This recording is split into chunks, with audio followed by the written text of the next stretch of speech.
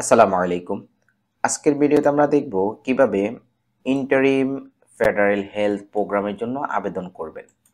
আমি এখন আছি জিসিকে অ্যাকাউন্টে। এই অ্যাকাউন্টে আপনি যথানিয়মে সাইন ইন করবেন। Apply for temporary health care benefits এখানে ক্লিক করবেন।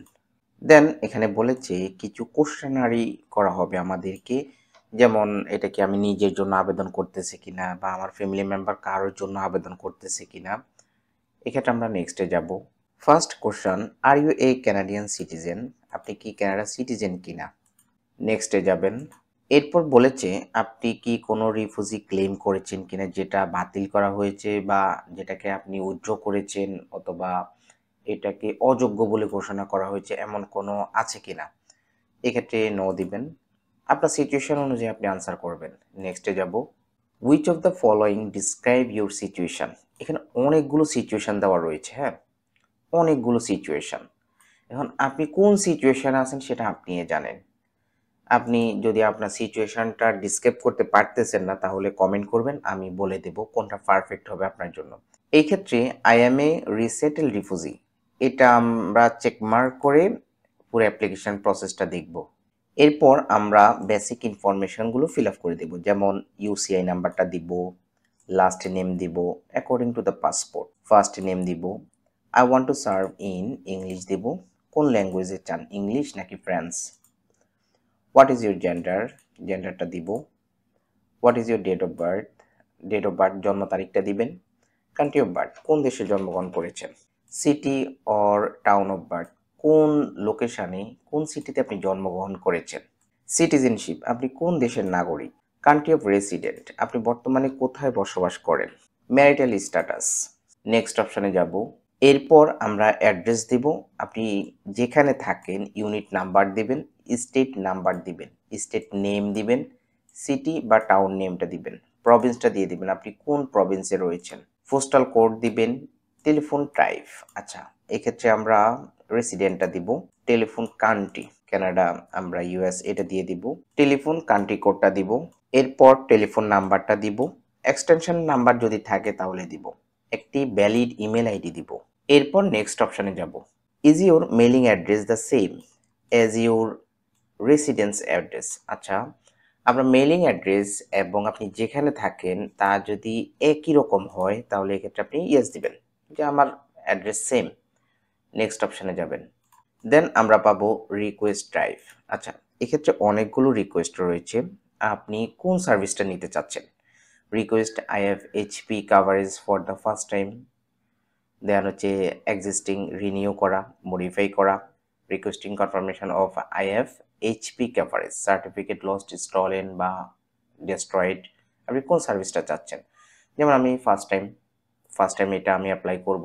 নেক্সটে যাব। স্ট্যাটাস ইন কানাডা, আপনি কানাডাতে কোন স্ট্যাটাসে রয়েছেন, আপনি যে স্ট্যাটাসে রয়েছেন সেটা আপনি এখানে দিয়ে দিবেন। নেক্সটে যাব।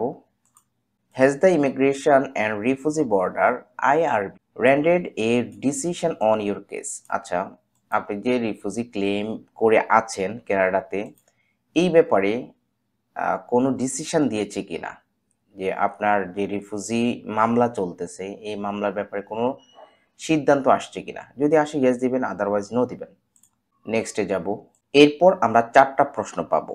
আর you now or were you ever eligible for provincial territorial health care insurance? আচ্ছা, আপনি কখনো কোনো টেরিটোরিয়াল বা প্রভিন্সের হেলথ কার্ডের জন্য যোগ্য ছিলেন কিনা, এক্ষেত্রে আমি নো দেব। Have you applied for provincial territory health care insurance? আচ্ছা, আপনি কখনো অ্যাপ্লাই করেছেন কিনা, no. Do you have or have you ever had a provincial territory health card? আচ্ছা, আপনার কখনো কোনো কার্ড ছিল কিনা, no. Do you have private health care insurance to cover health expense in Canada? আচ্ছা, আপনার প্রাইভেট কোনো হেলথ কাভারেজ আছে কিনা, নো। নেক্সটে যাব। I live in or closest to, আচ্ছা আপনি কোথায় আছেন, আপনার লোকেশনটা আপনি দিয়ে দিবেন। নেক্সটে চলে যাব। Select the document that you will upload. আচ্ছা, এখানে কয়েকটা ডকুমেন্ট রয়েছে, আপনার কাছে কোন ডকুমেন্টটা আছে, আপনি কোনটা আপলোড করতে পারবেন এই অ্যাপ্লিকেশানে।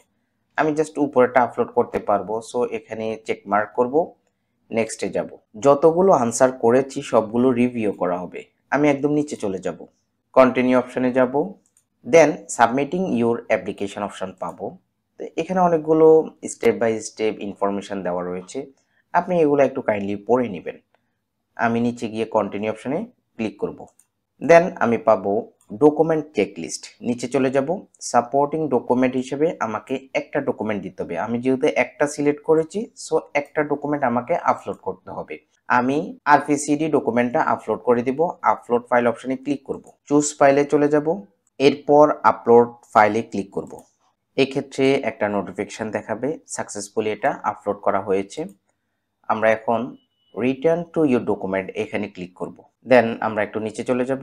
ওকে, এটা আপলোড করা হয়ে গিয়েছে। নেক্সট অপশানে চলে যাব।